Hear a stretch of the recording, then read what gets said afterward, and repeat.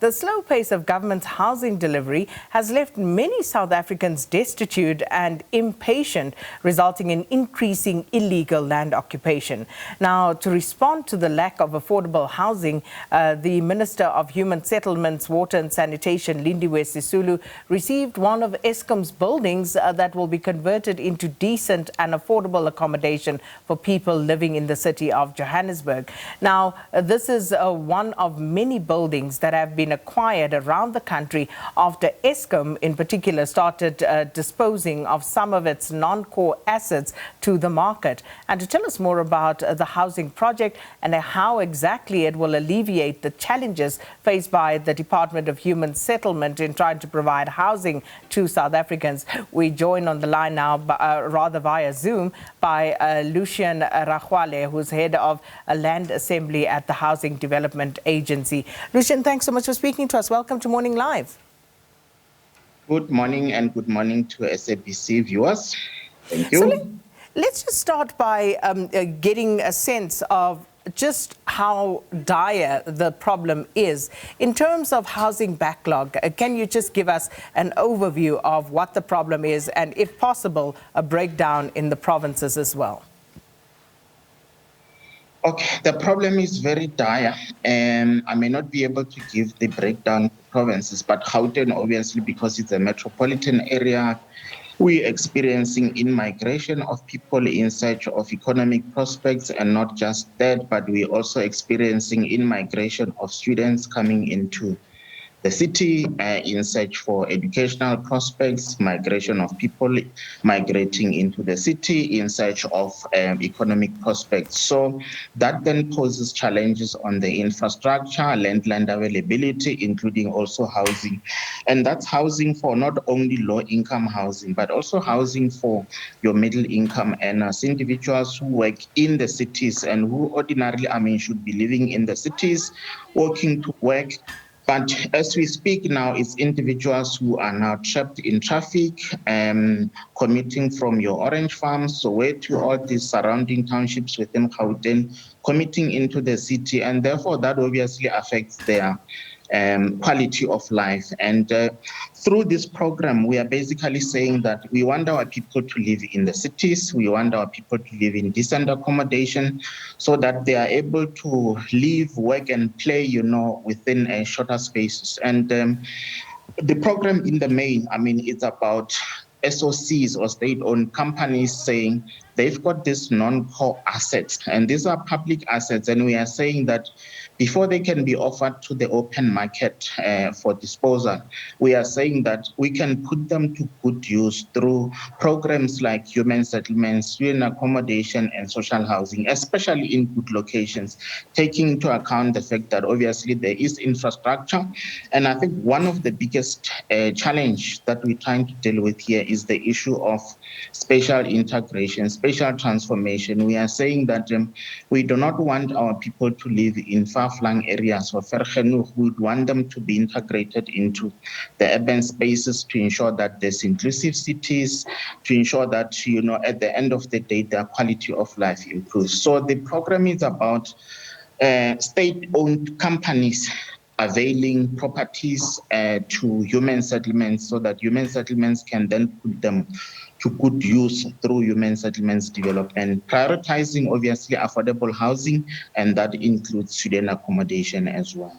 So, Lucien, if we take the city of Johannesburg at this point in time, how many buildings have you acquired from state-owned entities at this stage, just looking at the city of Johannesburg?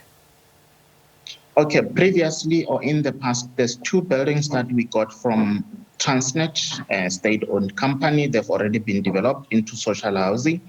And together with PRASA, including also Eskom, we're looking at the entire Braamfontein precinct. And if you count the number of buildings that are collectively owned by these state-owned companies, we are saying that we can change the look and the feel of Braamfontein through human settlements development, obviously. And that would be part of, the whole idea of government around revitalization of our cities to make sure that they are livable spaces, to ensure that they are crime-free, to ensure that there's economic prospects, and ensuring that at the end of the day, I mean, these are good spaces that people should be living in and not necessarily just working in and therefore after hours living to go and stay in Soweto and all our township. We are basically saying that, I mean, we've got learners who stay in informal settlements in your Straightler informal settlements in Alex. We are saying that it should be possible for them to live in Johannesburg, in the inner city of Johannesburg, so that they are able to then walk to a University of Johannesburg, walk to the University of the Witwatersrand. I mean, in that way, we are sure that, I mean, it's proven actually that learners who do not have decent accommodation tends to not perform better at institutions of higher learning or at universities. So this is part of the broader governmental objective of improving the lives of our people. And in the main, we are saying that these public assets, let's make sure that we utilize them to achieve government's macro socio-economic objectives. So what will be the criteria? Who would qualify to actually apply for these housing opportunities? If you look at, for instance, the specific project that we've launched yesterday, there we specifically targeting, or the target market is going to be student accommodation. So we want to pilot a student accommodation on that specific building. But next to it, there are other buildings which we would want to develop for social housing. And I mean, this is housing programs that would benefit individuals who earn even up to 7,500, even individuals who are ordinarily would not be able to rent or to pay rentals in the normal private sector market. And we're also looking at, I mean, developing affordable housing in the form of a FLISP or finance linked housing subsidy scheme. So where individuals would be able to, still own housing units in better locations within the cities, own them as individuals. And in other words, we're targeting the missing middle as well. So we're looking at the broader human settlements sector, but focusing on specifically individuals who the market is currently not taking care of. And we are saying that the private sector is not going to accommodate them, but it is going to have to be through initiatives by government to ensure that we accommodate low-income earners. So when you talk about affordable housing, what is affordable? What is the sort of price range we're looking at? We're looking at housing units that should not cost more than, for instance, 500,000. I mean, units that should cost in the region of about 200,000, 300, even up to 400, depending obviously on the location and the development costs. But we would want to make these units as affordable as possible, because at least, I mean, whichever developers that will be developing these housing units would need not necessarily pay for the land cost, because these are public assets, and we want to utilize them, use them to ensure that the product price at the end of the day become affordable to the end user. That's the overall intention. So when you talk about developers, please explain to me, where do the developers come into it? Because the thread of the conversation all along was government acquiring these units from state-owned entities. So where do the developers come in? At the end of the day, we're not necessarily going to develop them as government. I mean, we're going to appoint contractors and also developers to get these properties developed. In some instances, government might not necessarily have all the financial resources to develop them, but we're going to have to go into the private market, partner with the private sector. We do have development finance institutions that are also on board human settlements, the Human Settlements Bank that was launched fairly recently. You have the DBSA, Development Bank of South Africa, that's also part and parcel of this broader program. So we're going to be utilizing this public development finance institutions to partner with us in terms of getting these properties developed. So at the end of the day, I mean, there will be developers developing them, but then within the price bracket that we should be able to determine as government to ensure that at the end of the day, the overall objectives of government are met. Have you explored the possibility, Lucien, of given that these properties would now already be owned by the state, and correct me if I'm wrong in my understanding of what I'm saying. So if the state already owns these properties, these developments, they own the land, they own the building. So what you're doing is you're bringing contractors in who are private sector partners in this instance to develop the inside and sometimes, if need be, the outside of these properties. Have you explored other means whereby, because I would imagine for the missing middle as government, there would be a subsidy that people can access. Have you explored other means whereby you can bring this particular project, these projects in at a lower cost, involving the people, the would-be buyers at that stage where the development takes place? Look, yeah, that is definitely a possibility. I mean, the minister has recently been talking about the rapid land release program, wherein government has own service stands. And the idea is that people would be able to acquire those service stands from us as government and then still qualify for the appropriate human settlement subsidies, but they would be able to then build their own houses on those stands. Yes, it is a possibility that in some instances we are going to have to involve, the communities living in some of these precincts in the construction of these housing units. So yes, that we've explored that in fact already. And in terms of the developers, is this an open tender process? How will you identify the developers? Look, we are government, and Section 217 of the Constitution is very clear in terms of how government should contract with the private sector.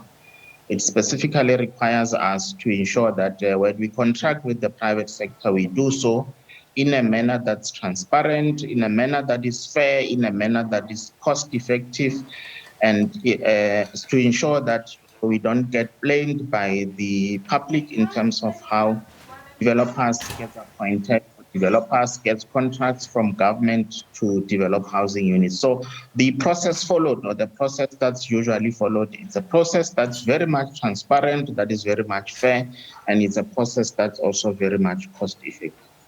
Many questions, but I'm sure as this process unfolds, we hopefully will have opportunity to engage again. Let me come back to the student housing part of this development. So you said again, affordable.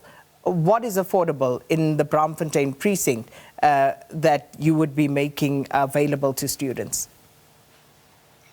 If you look at the Braamfontein precinct, I mean, that's university,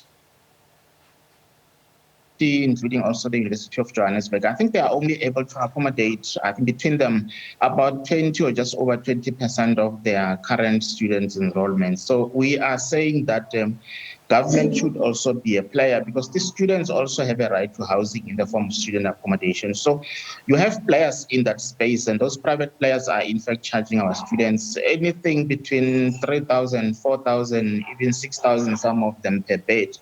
And we are saying that through initiatives by government, we should be able to get students living in decent student accommodation, paying as little as 1,000 something, including also 2,000, because this would be heavily, highly subsidized. These are accommodation that would be subsidized by, obviously, the government. Thanks. Lucien, part of the problem with inner city living at the moment in the city of Johannesburg is that the issue of crime is a deterrent for people to actually want to live in the inner city. And also, we've seen in the past buildings being hijacked. What sort of contingency measures have you put in place to make sure that this doesn't happen? The precinct that we've chosen, the Braamfontein precinct, Braamfontein and surroundings, I mean, that's an area where at least the transport is available. And we're working very closely with the city, Metro Police, including also the South African Police Service, to ensure that the streets are safe. But obviously within the specific development or within the specific project, there will be security.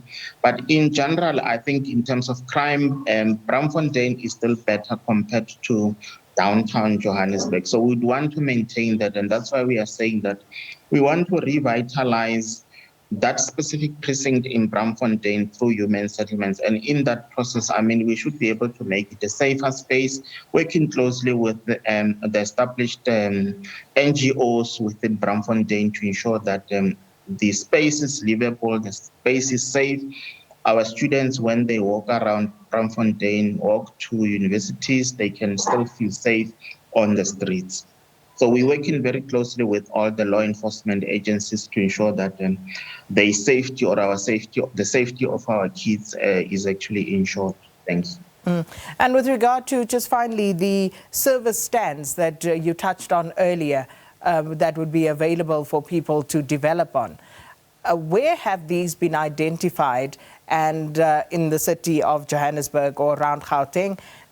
How many of those are available at the moment, and how do people go about applying for them? Within Gauteng province, especially in the West Rand and also in Ekurhuleni, I think there's over 2,000 stands that are already serviced. And the Provincial Department of Human Settlements is currently in the process of identifying beneficiaries or qualifying beneficiaries who would then be allocated the stands and would then be given an opportunity to build their own houses. I mean, if they require assistance from government, be it in the form of the finance-linked subsidies, we are ready to assist them. And those beneficiaries who would require assistance in the form of, for instance, in the form of, approval of housing building plans and all of that, we would also be able to assist them. So that should not really be a big problem. But in Ekurhuleni as well, there are service stands that are already available, and the process of identifying beneficiaries, qualifying them, is currently underway. Thanks. So for people who believe that they may qualify, where do they go? Where can they access the relevant information, or who do they call?